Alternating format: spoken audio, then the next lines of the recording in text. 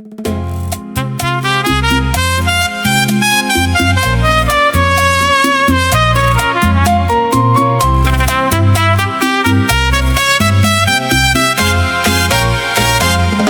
កហូរដាច់ស្ពានមិនហ៊ានដើរឆ្លងញាតមិត្តអូនបងឆ្លងទាំងវេទនា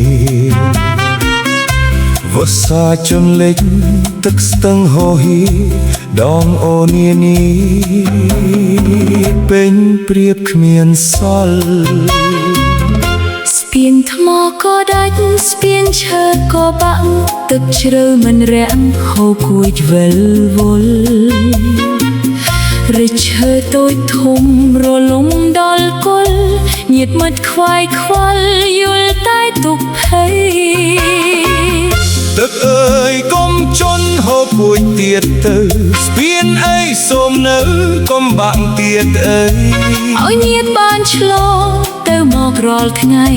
រួចផុតទុក្ខភ័យក្នុងខែឧស្សាហ៍សូមលើកមករៀម10គោរាប់អង្វរអ្នកមានចិត្តធម៌សូមជួយមេត្តាជួយសាងស្ពានថ្មីដោយក្តីករុណាជួយដោះទុក្ខាអ្នកវាលតាភូផល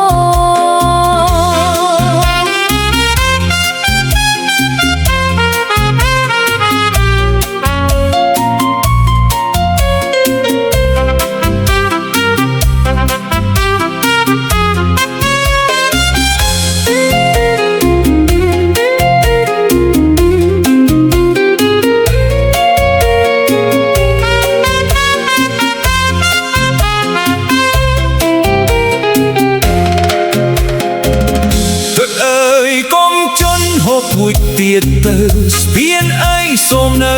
កុំបាក់ទៀតអីឲ្យញាតបានឆ្លងទៅមករាល់ថ្ងៃរួចផុតទុក្ខភ័យក្នុងខែឧស្សា